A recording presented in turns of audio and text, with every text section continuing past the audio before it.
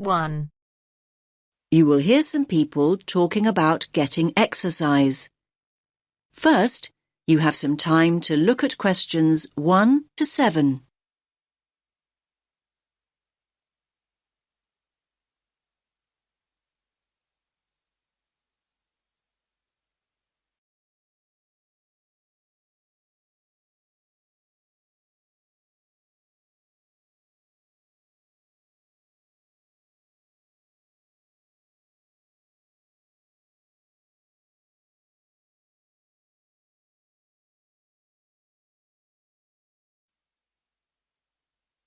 Listen carefully to the first part of the conversation and answer questions 1 and 2. Hey, Janos, have you seen this notice here? What's that? Join our mole walking program, Get Fit, for free. Now, I like the sound of that. I can't afford to keep up my gym membership this term. It's too expensive. I know what you mean. But what exactly is mole walking? Sounds a bit boring to me. Hold on. OK, it may sound boring, but it might be a great opportunity to take exercise. Think about it. A climate-controlled environment where you can take exercise without having to worry about the wind or the rain. Wind and rain?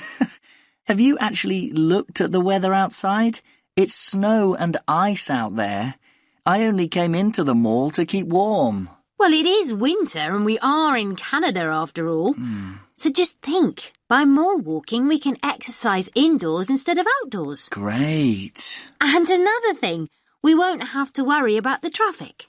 Just think, no busy roads to cross and no rush hours to think about. Come on, it's worth a try. You're still not exactly selling it to me. Imagine walking past the same stores and they're not even open. So what's the point of that? Oh, come on, Janos. Just think about it as an opportunity to window shop and keep an eye out for bargains. And what about all the amazing decorations and displays we can take a look at? I think it sounds like fun. Did you say fun? Walking on a hard surface like concrete. Give me grass any day. Much more comfortable on the feet. And there's another thing. In a mall, you're always close to restrooms. And water, come to that. What could be better than that? I think I know the answer to that one. Exercising in a gym is a whole lot better. Well, anyway, we can get more details at the information kiosk about the mall So do you want to walking come with me or not? Great. We're always I'll looking give it for a new miss. members. I'm off to the Can I gym just to ask make the you how most you of found my out about the membership programme? before it runs out. On the notice board on the first floor. Oh, that's great. Most of our new members come through the website or through friends. Good to know people still read the notice board here in the mall. Yes, I guess so. Now, let me give you some details. The programme runs weekdays, Monday through Friday. And it's an early start. Wait for it. Walkers meet at 7 a.m. 7 a.m? That is pretty early. But come to think of it, my lectures start at 9 most mornings, so I would be able to make it back to the campus in plenty of time. Great. Actually, most members go straight on to work or college after their walk, so you're not alone. Now, our members meet here on the ground floor. Here at the information kiosk? No, just over there at the food court. Oh, the food court. OK. Yes, just follow the smell of coffee. Normally about 10 to 15 people show up for each walk, but numbers can vary. So, up to 15 in a group. That's an ideal number. Glad it's not 50. And how long do the walks last? You can expect to walk for 1 hour, but some groups do less, half an hour or so, and a few groups even do up to an hour and a half, so it's best to check when you arrive. Which day were you thinking of starting? Now you have some time to look at questions 8 to 10.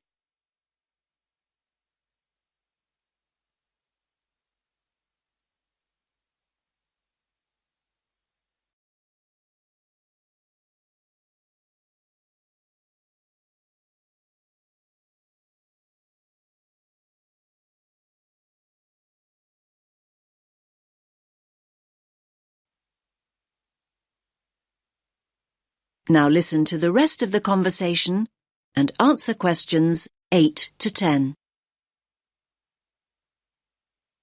Well, next Monday would work for me. Morning lectures have been cancelled, so I would have plenty of time. Monday the 4th of February? Yes, that's right. OK. So let's get your details. Can you give me your full name? Anya Karchevskaya. Can you spell your surname, please? Yes. Karchevskaya.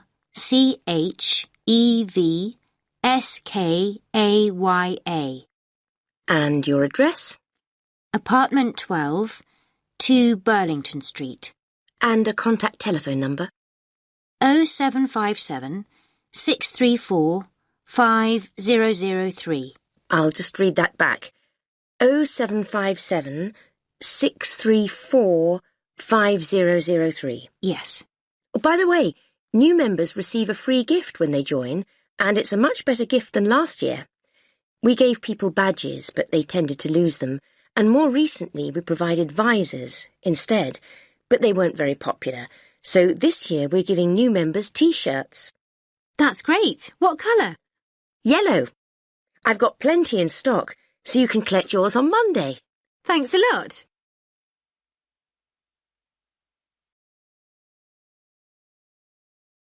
That is the end of part 1. You now have half a minute to check your answers.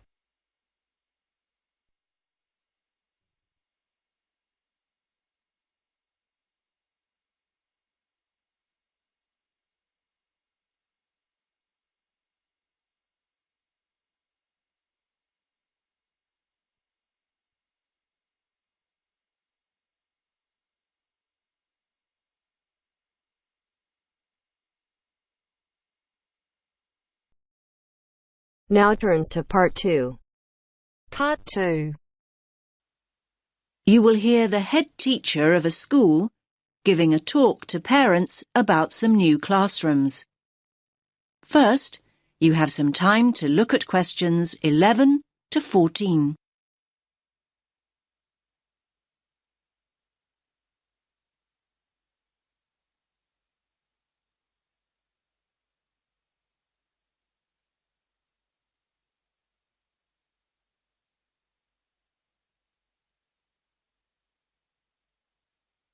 Listen carefully to the first part of the talk and answer questions 11 to 14. Good evening, everyone, and thanks for making it along. I know how busy you all are with term coming to an end. As you know, the aim of this meeting is to show you the plans we've got to add 2 new classrooms and how that will affect the playground. Now, I've heard that quite a few of you are worried that there'll be hardly any playground left, but I want to reassure you that that's not the case at all. I think there's been quite a lot of uninformed talk going on, and people have started worrying unduly. I certainly hope I can dispel any of your concerns this evening. Firstly, I have a plan of what the school should look like, which I'll project onto the screen. The school governors and the developers want to hear your feedback before making final decisions. Your feedback's very important. When I've gone through the plan with you, you can ask questions and we'll discuss those queries in detail. There'll be plenty of time to tell us what you think over the coming weeks. And once the plans are a little more developed, they'll be available online. There'll be a weekly update, and once the actual construction begins, you'll be able to check progress as it happens.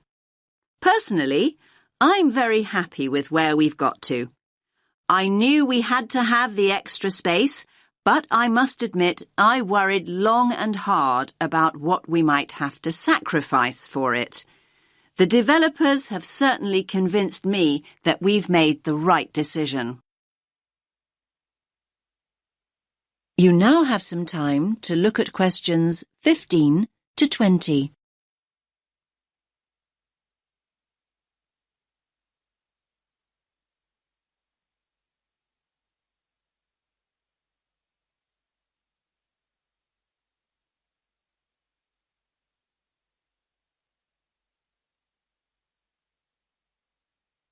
Now listen to the rest of the talk and answer questions 15 to 20.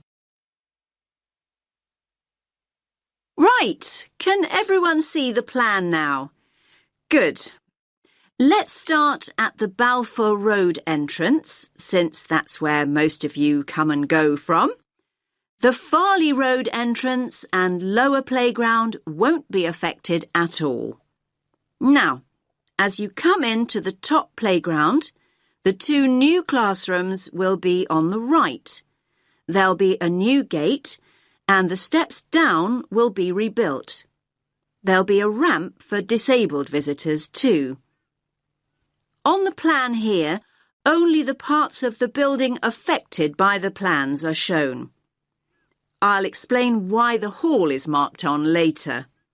So, as I said, the new classrooms will be to the right of the entrance and, as you can see, will take up very little of the playground space.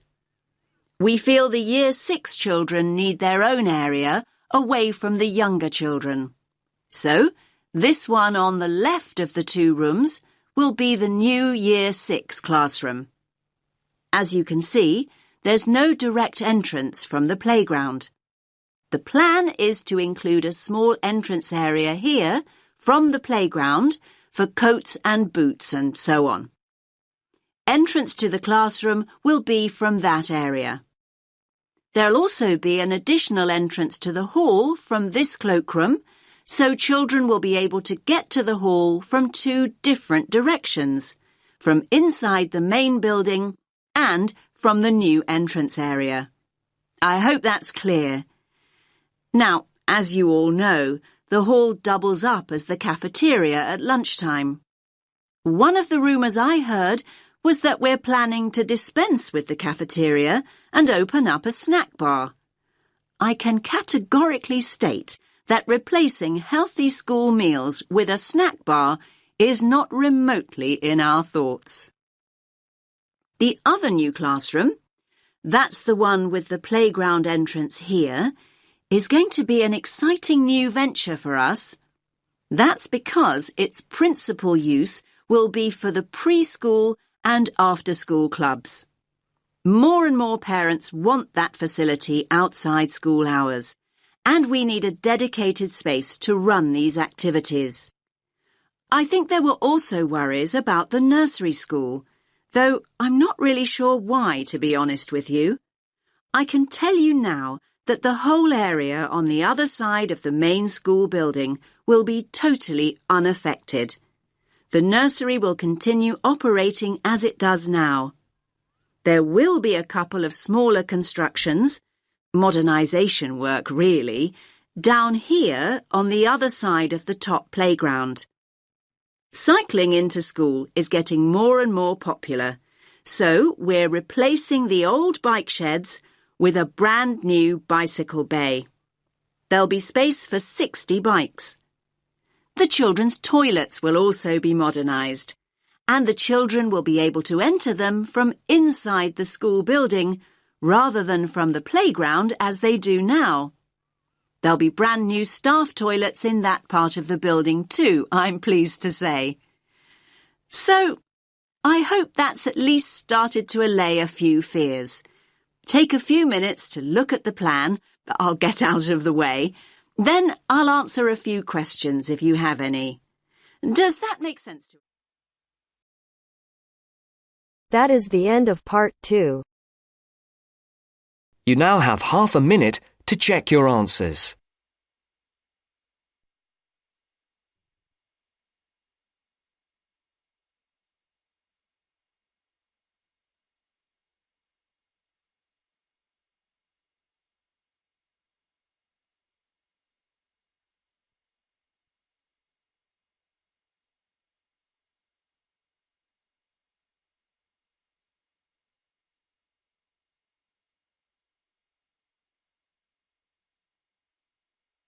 Now turns to part 3. Part 3. You will hear a tutor giving advice to a student.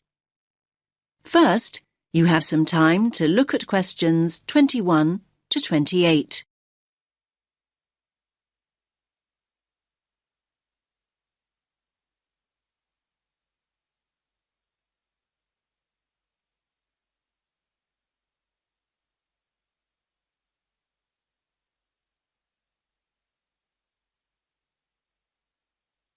Listen carefully to the first part of the conversation and answer questions 21 to 28. Hi, Leo. What is it you wanted to ask me about? I'm worried about the exams. I don't mean if I pass them or not. I mean about revising. I don't think I know how to revise. I mean, every time I start looking back over my work, I just switch off. I can't concentrate. I don't think you're the first student that ever said that, Leo. Hmm. Are you revising at the right time? I mean, are you leaving it until too late at night, when you've got no energy left? It's hard to achieve anything when you're exhausted. No, not really. It doesn't seem to make any difference what time it is. Well, are you worrying too much about the subjects you feel you're not very good at?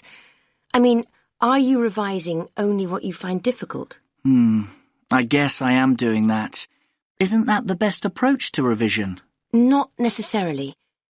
I'd say it's better to revise something you enjoy and something you feel confident about first. That'll get you into the swing of things, and then you can go on to more challenging things. Anyway, you have to think about the whole purpose of revision. Is the objective to do as well as you possibly can in your strong subjects, or to bring your weaker subjects up to an acceptable level? I'm not sure I see the point of revising what I think I'll pass anyway. But revising a stronger subject might mean getting an A grade rather than a B. That might be more rewarding and beneficial in the long run. You might look back and feel a greater sense of pride in getting a couple of A grades than you would about scraping through 3 or 4 other subjects. Yes, I see what you're saying. I hadn't thought about it like that before. I'm not saying that that's what you should do. I'm trying to help you see the possibilities. Yes, I see that. Do you think I should accept that there are 1 or 2 subjects I'll fail and just forget about them? Oh, I wouldn't want to give you that advice. I think you should go into each of the exams at least hoping for a pass grade. My advice would be to set a time limit on how long you'll spend on each subject. You may want to spend a little longer on the subjects you find most difficult, but not an excessive amount of time. Yes, thanks. That's helpful advice. Do you have any more tips about how to go about the actual studying? I mean, how can I keep focused? Well, what sort of learner do you think you are? What do you mean? Well, if you're a visual learner, you like seeing things. From what I know of you, I think you probably are a very visual learner. So what does that mean in terms of revising? You probably learn best with images or diagrams.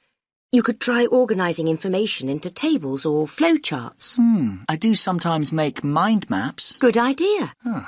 I think mind maps can really help you organise your thoughts. And another thing, have you thought about revising with other students? I didn't think that would be a good idea. I mean, if I can't concentrate by myself, I certainly wouldn't be able to concentrate when there's another person there to distract me. Now you have some time to look at questions 29 and 30.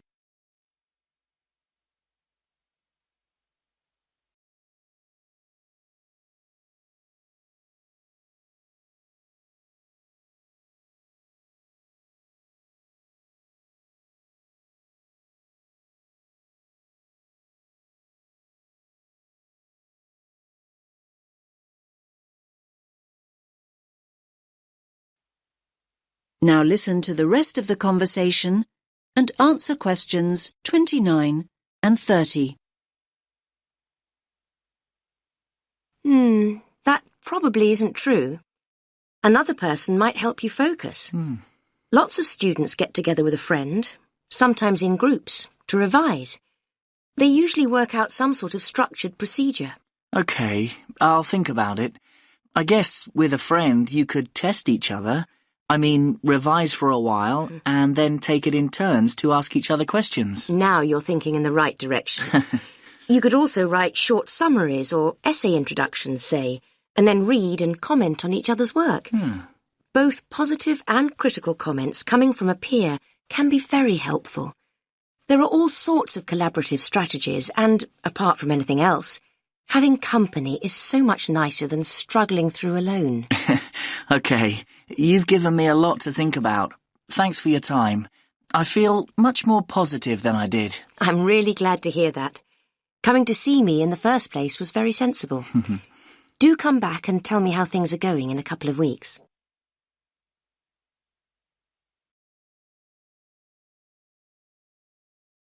That is the end of part 3. You now have half a minute to check your answers.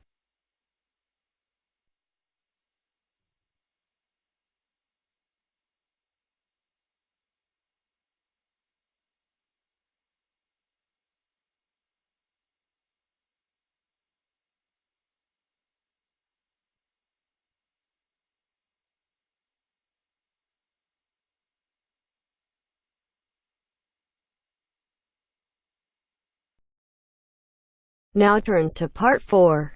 Part 4.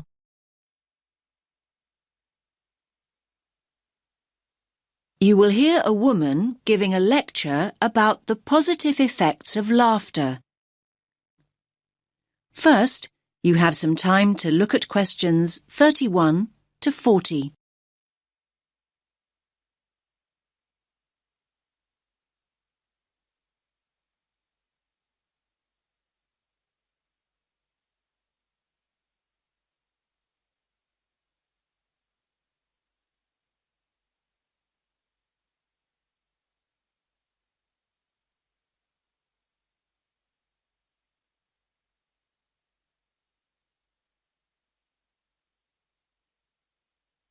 Listen carefully to the lecture and answer questions 31 to 40. Good morning, everyone. I do hope you didn't get too wet getting here this morning. The subject for my talk, I think we could all do with some to take our minds off this atrocious weather, is laughter. The laughter I want to look at is specifically related to psychological therapy and the treatment of physiological disorders, something we've been looking at over the last week or so. Now, when we start talking about psychological therapy, laughter isn't something that immediately springs to mind. Therapy is a serious business, and it's generally approached with an appropriate degree of seriousness. After all, people seek treatment and enter therapy for serious reasons. They're often at critical junctures in their lives, and they need professional help. The question is, how is it that laughter can be such a vital part of the therapy process? It's normally identified with humour, and thus generally deemed appropriate only in lighter, more frivolous circumstances, when it's acceptable to find a situation funny. Perhaps this is why so many people in the medical world feel that laughter's frequently misunderstood and undervalued as a cathartic, healing process. Now, humour certainly is one trigger for laughter, but it isn't the only trigger. If we take as a starting point the fact that laughter is a physical process that releases emotional pain, it follows that stress, anxiety, and tension may prompt the same response. Psychologists frequently point out that humans don't laugh because they're happy. They're happy because they laugh. Once we accept that laughter and pain are related, we are less likely to be shocked when people laugh in all sorts of painful, even tragic situations.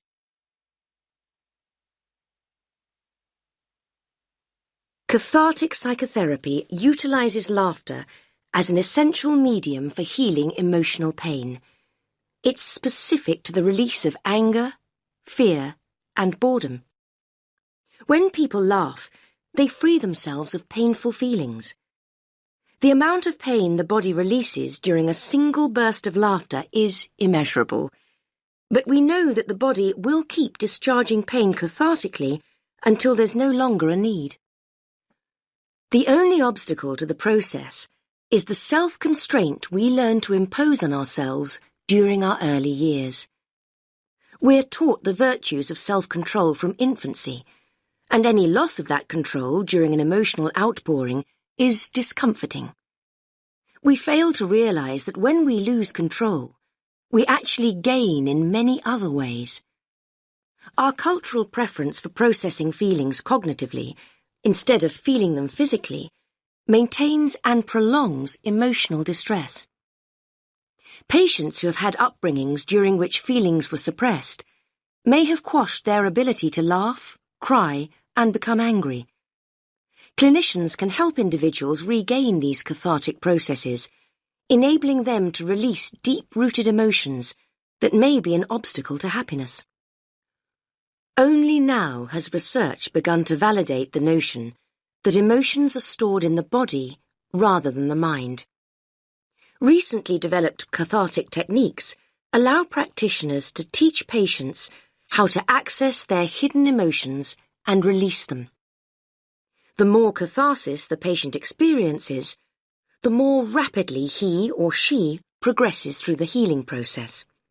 Laughter is probably the least threatening cathartic process, at least to the person expressing the laughter, and so it has an essential role. It's often a stepping stone to other forms of emotional release, like crying or showing rage. So why, you might ask, has the mental health community been so slow to accept laughter as a healing tool? Well, for reasons I've already outlined. Like any expression of the true self, laughter is radical and revolutionary, and laughing at what is seemingly misfortune upsets conformity. We in the medical professions must challenge the antiquated view that adult laughter is silly and inappropriate. We have to ensure that patients don't reject the healing power of their laughter, in the fear that others will see them as making light of their issues. Traditionally, mental health practitioners have viewed laughter as a way of hiding painful emotion. In contrast, cathartic psychotherapy understands that laughter releases emotion. Through laughter, feelings erupt from within into the outside world.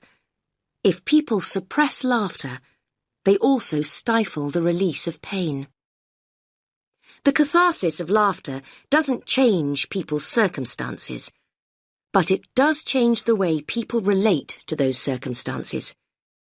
It enables them to take a different view, a view from which terrible misfortune can seem so much more bearable. This allows people to remember, to feel, and to explore without fearing that they'll be trapped by what they can't control.